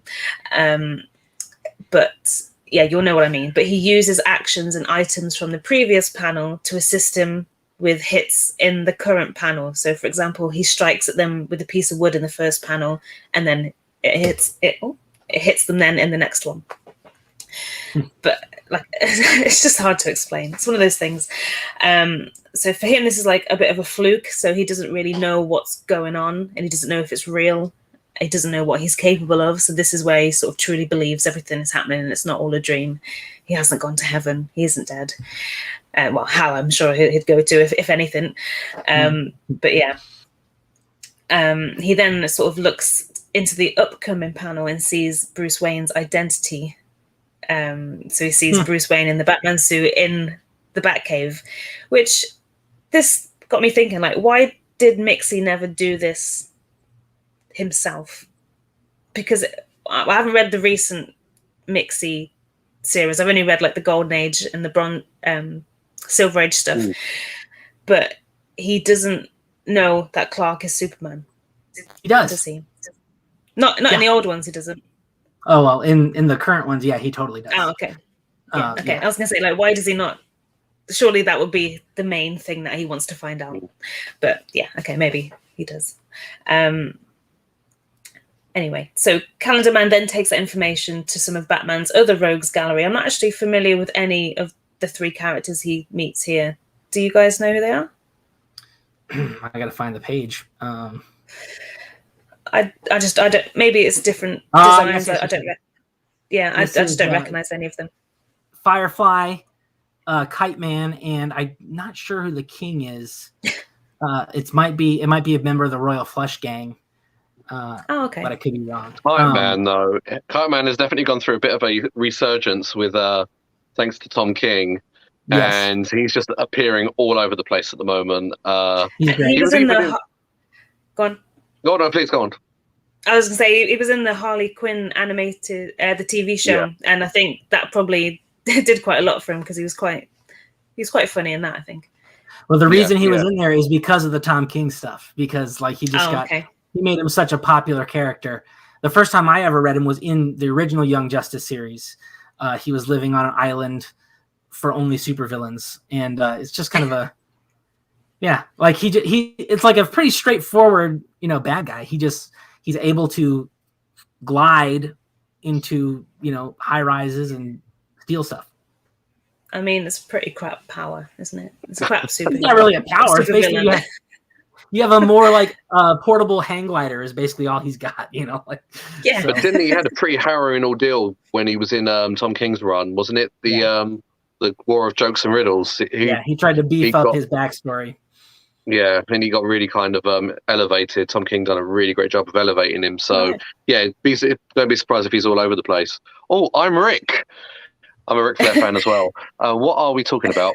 We're talking about Superman, my friend. All things Superman. Well, no, Batman. To be specific, Batman Superman issue 22. Yeah. That's what we're talking about. It is we're reviewing some of the latest comics that have come out, basically. That's what we're doing here. But yeah, we're talking about Batman Superman at the moment. Before we move on, we got a couple more comments here. Okay. Crypto Nation, what's up, buddy? And this is Crypto Nation. Morning right geeks. Morning geeks. There you go. Good morning. Jesse said, Jesse, forgive me, I don't know. Yes, so she was referring to Emperor Joker being a good time. Mm-hmm, but this issue as well, she also says. And then we have Connor comes back with this very nice thing to say. Hold on. I'd hoped to catch a live episode, and you guys have been in. Oh, bless. Thank you. And thank you for listening. And yeah, this isn't the only live episode that we're going to do. So we're going to do this for every episode from now on. So I'm sure you'll catch a few more in the near future. And I think I was going to announce it at the end of the show, but we're going to do a DC FanDome special next week where we talk about everything that was announced. So I'll send all of the details for that. I'll share the details for that afterwards. But thank you. So he's kind of explaining to these Batman rogues that how he found out the information, and they don't believe him, of course. I mean, he's kind of saying like a little imp gave me a magic hat to control time and space. And I mean, especially when you've just come out of Arkham Asylum, it's understandable that they don't quite believe what he's saying. But yeah, they give him a bit of a kick in, like I mentioned. And of course, he gets the better of them using his newfound powers. He pretty much uses a broken bottle to swipe at them in the future panel. And it was very clever, but this was quite gory, I thought. Like, I was like, oh. Yeah. Because you see all the blood and everything. Seeing a lot of new layers to Calendar Man in this issue, They does a really good job of fleshing out, like you said earlier on, they fleshed out his origin, his thought process really well. Fleshing out much more sides to him. He's physical in this. He's got cunning, obviously by using future panels to strike back in the past or vice versa. So, yeah, he's definitely getting a fair crack of the whip in this one. Yeah. He then decides to go it alone and confront Superman and Batman just as they kind of figure out what's going on and who's behind all of this. But the next panel is amazing. It's probably my favorite of the whole entire issue. It's basically Superman and Batman are in the middle of the comic, like the 9 panel comic grid, if that makes sense. And they're getting punched at every angle by Calendar Man, who's using every panel to punch them. So they're getting hit by like 10 times in one go. But it's so clever. I can't get over how, I don't know how he's thought of all these individual attacks and the way that he's done it. It's just really clever. Mm-hmm. But I think the way he's used the panels in the comic story in this particular story is more impressive than what he did with the panels in the actual story arc with the film cells. I don't know. I think this is just so much more inventive, and I think the way, like I said, the way he's gone. I think it's on par. I mean, I think that he has really just pushed the envelope here, especially in a mainstream comic series, for just using the medium to its fullest, potential. Not just for sequential storytelling, but actually using the format of sequential storytelling to tell the story, which is crazy. Yeah. I think it's this particular title as well, where I feel like the higher ups at DC have just kind of said to him, like, go crazy. I don't know if this book's getting a lot of traction. I don't know if it's getting a lot of readers, getting a lot of eyes on it, but it definitely feels like at some point this title has morphed. I think it obviously was a very big deal when it first was launched because it was tying into the Joker stuff. But then obviously I think somewhere along the lines, perhaps readers have dropped off and the higher ups have kind of said, listen, use this however you want, just go crazy. And I think sometimes you need a book like that on the shelves where the creators are allowed to stretch their legs and come up with new ideas.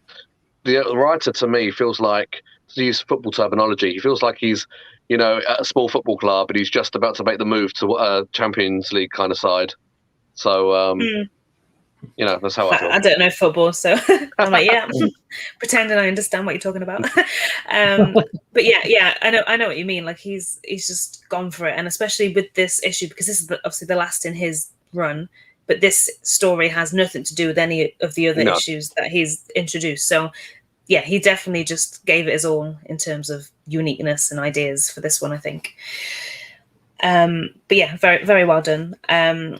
Superman goes to hit him with the ice breath as well, and Calendar Man pushes his head down to the next panel, so he ends up freezing himself. It's just so clever. Like every single attack, it's so good.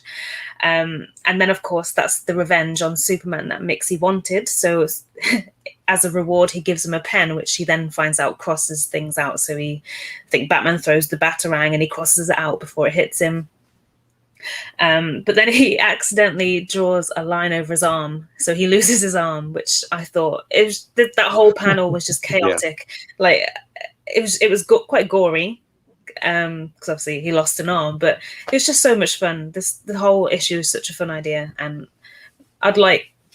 I think I would have liked to see more of this. Like, I don't just want a one-off. I want loads of different scenarios where Mix is doing this to loads of different villains, just to see how they react or see what they do with that knowledge. I think that would be good.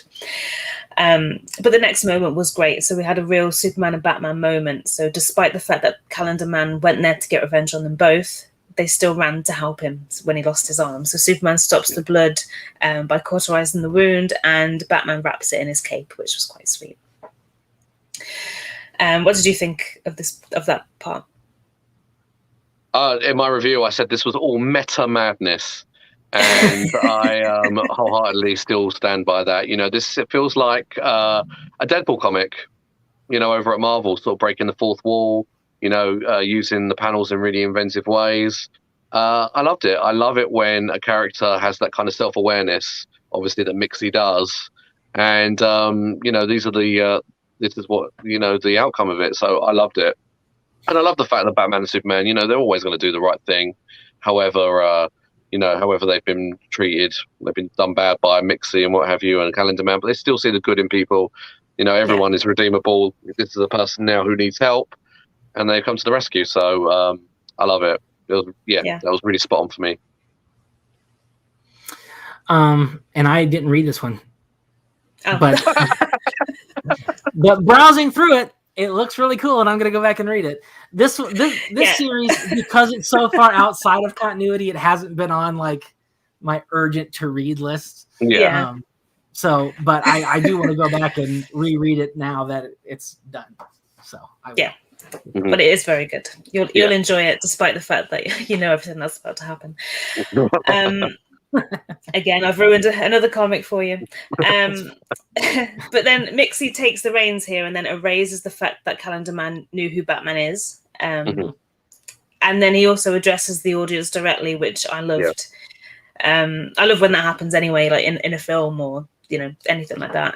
But from what he said, he actually really had a point, and it felt like a little bit of a pop at the audience or the readers. So he basically says, why do you always read these adventures when you know who is basically going to come out on top every time? And he's got a point, because we do, we know eventually, regardless, well, sometimes there are hiccups and things that happen along the way, which isn't particularly good. But yeah, in the end, the heroes do always pretty much win. But we do still read every issue anyway. Well, I think that's why we read it.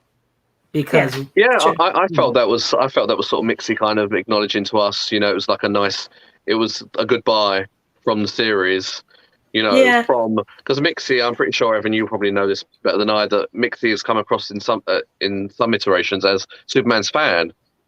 Yes. Like a fan of Superman. So of course, like this feels like that version where he's kind of saying, hey, we're going to keep printing them. You're going to keep reading them. Yeah. And in this, he actually says that Superman is his fan, doesn't he? He's like, oh, can you get some revenge on my fan, Superman, as well? I think that's what he says, which is quite cool. But yeah, it was like a little pop at the audience, but in a fun way, like you say. Yeah. All right, before we move on, we've got some more questions here or some comments. Okay. Here we go. Oh, hold on. Tasmin, did you get a chance to see that new Superman statue? I know that you tagged me in it, but I haven't looked at it just yet. But I will watch it after this. Is that the one from New York Comic Con where he's kind of holding something up? He's in a black suit, kind of like I long think hair. so. Yeah. I saw that. I've seen a few pictures. It looks incredible. It looks awesome. Part of me doesn't want to look at it because I know I'm going to want it. Oh, this thing is like one of those premium format kind of beasts of a statue where you'll ruin your your car trying to get it home. The suspension's going to be on the ground. Yeah, one day. Connor Super 1. Does anyone know what version of Supergirl that Sasha Kal, the actress from Flash, is portraying? She is. It's from Injustice, I believe. I can't remember her name. Yeah, Laura Lane Kent. That's it. Beautiful. Yes, and I was there on the set. I saw her in the flesh from many, many miles away, and she looked great. So I think we're all going to be in for a treat. And that is still just speculation. We haven't got a confirmation on that she's Laura Lane Kent, but she looks exactly like her. So from the and the suit as well. The suit looks like it as well. Yeah, it's a good guess. Yeah. And Evan, do you want to give us the lowdown on Justice League Infinity issue 4? Oh, I shall. With gladness. With gladness and cheer. Because look at this cover. Yes. Just look at it. Is that Kirby Crackle in the background? Yes, it is. Yes, and it's very nice. Because man, this is probably the best cover. This is the Valentine's Day cover. Yeah. This is the best cover of the year. Like if we have some like an award show, this is the one I would nominate because you can have your favorite series, but if you walk past this cover on the comic stand, you're gonna do like a double take, and then you're gonna buy it so you can find out what in the world is happening in this comic book. When I shared your review, a lot of people were commenting like, "Is this real? Is this fanfic? What's happening?" Yeah, it's gorgeous. Yes. Darkseid is extremely short in this, though. Who? Darkseid looks extremely short. See, he's only like a few inches taller than Dinah. Yeah, but she might be holding her up. Yeah, or she might be holding him up. She's also probably wearing heels. Oh, true. Well, because you look. This is probably too much of an examination, but look at how high her pelvis is compared to his. He's holding her up somehow because her legs are not that long. They're trying to top the Superman Lois scene, so they're probably hovering like over Apocalypse. Oh yeah. Well, that's one scene that I do not want to see. If you have not been following this, there's multiversal shenanigans going on, and this comic series is not set in the main continuity. It is set in the continuity of the Justice League animated series from the 2000s, and it's a continuation of that continuity here. And so this is where we were left off last issue with the teaser phrase, "Next issue, Darkseid, my love." And that's enough to get me to really want to read this next issue. And then the cover comes along, and now I have to read it. So the the only usually there's a lot going on. There's so many different threads and stories and whatnot going on in this series, but here it's only like two things are really happening. It's this Wonder Woman Darkseid thing, and then some brief snippets of the continuing multiversal crisis going on. And so, as we predicted last time, this is not our Darkseid. The last time we saw our Darkseid, he looked different. He had a new costume, and he disappeared with Lex Luthor into who knows where. And so this is a Darkseid from another universe. We know that the Wonder Woman from this universe is dead, because when people swap places between the multiverse in these shenanigans, they're swapping places with each other. So another Superman would replace Superman if he disappeared. And the Wonder Woman that replaced our Wonder Woman was a pile of bones. So that's sad. And so Wonder Woman appears on this, basically it's the planet Hoth, and she stumbles upon Darkseid in a cave. We come to find out this is not planet Hoth. This is Apocalypse, which is now dead. And it's completely, full of snow, and it's not hot anymore. And Darkseid is the only survivor. And we come to learn that the Wonder Woman from this Earth, during a giant battle between Earth and Apocalypse, Wonder Woman intervened and kind of was able to convince the two sides to stop fighting and hear out peace talks, which is a huge achievement with Darkseid. And I think maybe part of the reason was Darkseid is checking her out. And and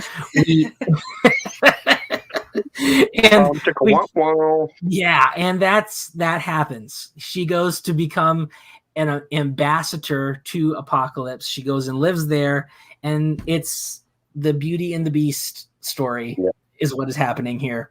As old as time, I heard. Yeah. And she is falling in love with Darkseid. They're playing chess. And Darkseid's, kind of like, she's beat me again.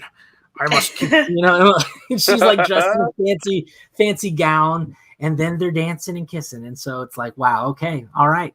And so this is all, takes place in 2 pages, and it's just flashbacks. And I need the whole series. I need an ongoing comic series where we find out how this is happening, because it's fascinating to me. And so eventually, she convinces him, peaceful ways and stuff, and she kind of softens him. But he is still, behind her back, is researching the anti-life equation, which is his, main goal. And he figures it out. And when he figures it out, he unleashes the anti-life equation, and it turns out in this universe anyway, the anti-life equation is alive. It is a sentient thing, and its goal is to just obliterate everything in the entire universe. So, usually it's portrayed that when you have the anti-life equation, it just is, you can take away anyone's freedom. You can completely enslave them. And that, and apparently slavery is anti-life. That's what they're saying. But here it's like more literal, because it's just going to kill everybody. And it does. It kills everybody in the entire universe except Darkseid, because it's mean, and leaves Darkseid alone on this planet. And now Wonder Woman is there.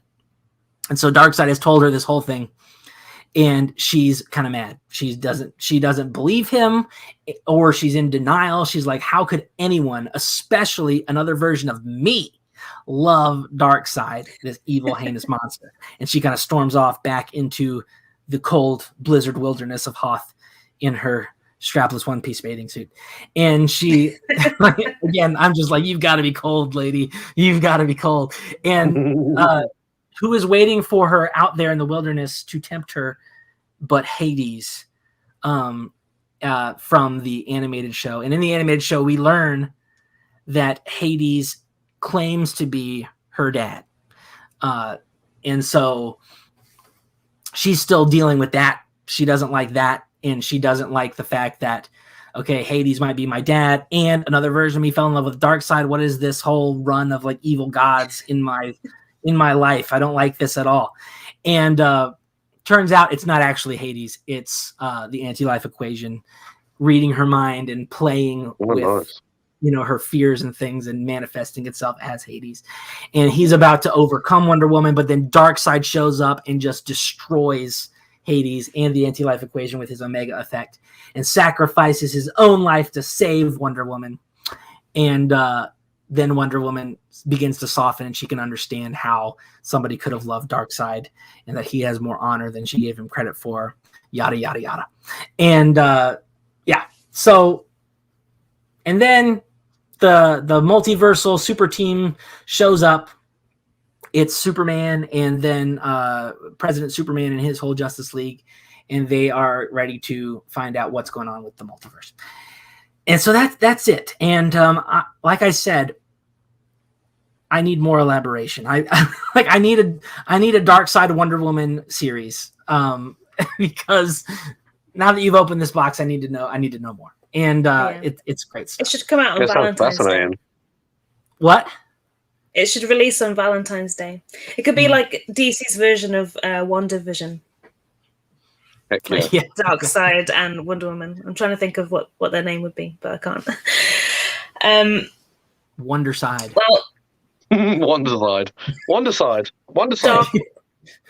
Dark Wonder. I don't know. I was gonna say Dark Woman, but this isn't quite working.